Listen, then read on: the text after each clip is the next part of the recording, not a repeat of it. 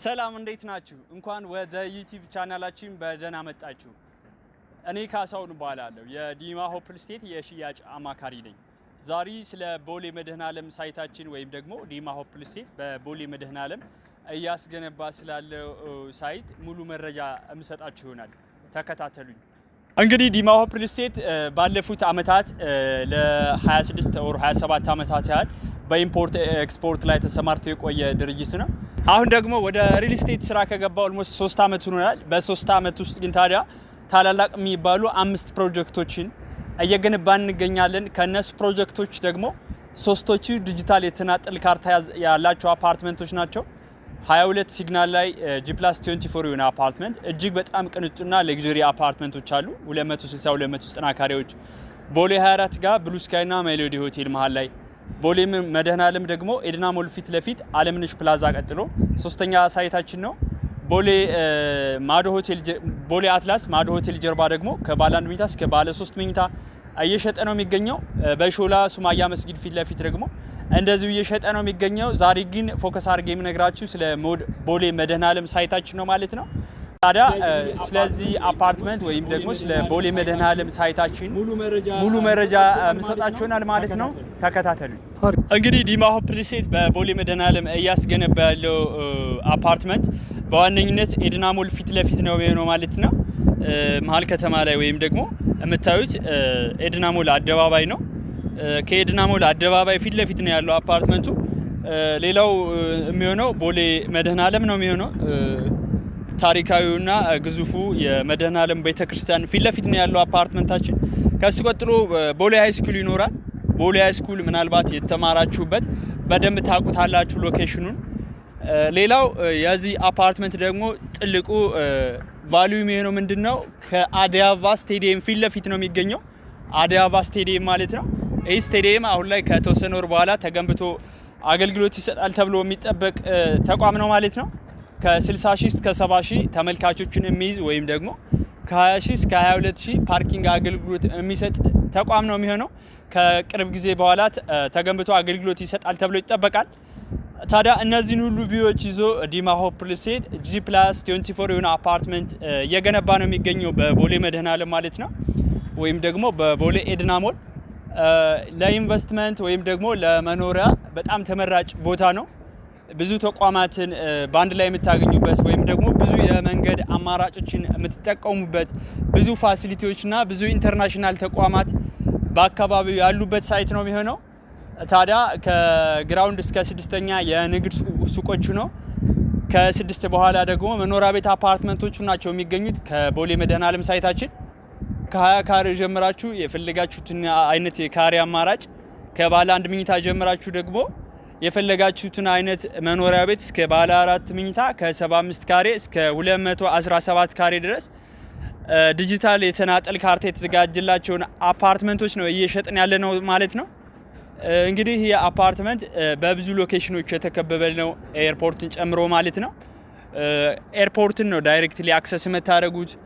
ሌላው ደግሞ ባልኮኖቻችሁ ቁጭ ብላችሁ ስቴዲየም ላይ የትኛውንም አይነት የስፖርት እንቅስቃሴ አቴንድ የምታደርጉበት ሳይት ነው የሚሆነው ማለት ነው። ይሄ የቦሌ መድኃኔዓለም ሳይታችን። ታዲያ እዚህ ጋር የንግድ ሱቅ ቢኖራችሁ ወይም ደግሞ መኖሪያ ቤት አፓርትመንት ቢኖራችሁ ለኢንቨስትመንትም ቢሆን ለመኖሪያም ብትሉ ከምንም በላይ ተመራጭ የሚያደርገው እንደ ኢንቨስትመንት ካሰባችሁት እዚህ አካባቢ የሚከራዩ የንግድ ሱቆች ወይም ደግሞ መኖሪያ ቤቶች ካያችኋቸው በውድ ነው የሚከራዩት። የገዛችሁትን የንግድ ሱቅ ወይም ደግሞ ለመኖሪያ ቤት ወይም ለንግድ ሱቅ ያወጣችሁትን ገንዘብ በአጭር ጊዜ ውስጥ የመመለስ አቅማቸው በጣም ከፍተኛ ነው። ለምን ብትሉኝ ፕራይም ሎኬሽን ነው፣ ስቴዲየም ነው ያለው፣ ቦሌ ኤድና ሞል ነው። ከዚህ አንጻር የጦፈ የንግድ እንቅስቃሴና ብዙ አክሰሶችን በአንድ ላይ የምታገኙበት ቦታ ነው። እንደምታውቁት ቦሌ መድኃኔዓለም በሆቴሎች የተከበበ ነው። እነ ማዶ ሆቴል፣ እነ ፍሬንድሺፕ፣ እነ ሃርሞኒ፣ እነ ትሪንቲ፣ እነ ደሴ ሆቴል ብቻ በሆቴሎችና በኢንተርናሽናል ተቋማት የተከበበ ሎኬሽን ነው የቦሌ መድኃኔዓለም ሳይታችን። ታዲያ እዚህ ጋር ባለ 1 መኝታ ወይም ባለ 2 መኝታ ባለ 3 መኝታ ብትገዙ ለኢንቨስትመንት ምን ያህል ቫልዩ እንዳለው ወይም ደግሞ የገዛችሁትን አፓርትመንት ለኢንቨስትመንት በታስቡት ለገስት ሃውስ በሆቴል ስታንዳርድ የመከራየት አቅሙ በጣም ከፍተኛ ነው ማለት ነው። ከዚህ አንፃር ኢንቨስትመንት ሬቱ ወይም ደግሞ ሪተርን ቫልዩ በጣም ከፍተኛ ነው። ለጊዜ ያወጣችሁትን ገንዘብ በአጭር ጊዜ ውስጥ ይመልስላችኋል ማለት ነው። የትኛውን ሱቅ ብትገዙ የትኛውን መኖሪያ ቤት ብትገዙ ቶሎ ቶሎ ይከራይላችኋል በውድ ማለት ነው። ከዚህ አንፃር የንግድ ሱቆቹም መኖሪያ ቤቶቹም ተመራጭ ያደርጋቸዋል ማለት ነው። እንግዲህ ዲማ ሆፕ ሪል ስቴት በቦሌ መድኃኔዓለም እያስገነባ ያለው አፓርትመንት አሁን ላይ G+24 የሆነ ስትራክቸር ጨርሰን ፓርቲሽንና ጂፕሰም ስራ እስከ 19 አድርሰናል። እንደዛ ሆኖ የተናጠል ዲጂታል ካርታ ወጥቶላችኋል የንግድ ሱቆቹ መኖሪያ ቤት አፓርትመንቶችም። ታዲያ ከባለ 1 መኝታ ጀምራችሁ መኖሪያ ቤት ከባለ 1 እስከ ባለ 4 መኖሪያ ቤትና ከካሬ ጀምራችሁ ደግሞ ለተለያየ ፐርፐዝ የሚሆኑ የንግድ ሱቆችን ብትገዙ እኛ ደግሞ ዲጂታል ካርታ እንሰጣችኋለን ማለት ነው። የተናጠል ዲጂታል ካርታ ነው የምንሰጣችሁ።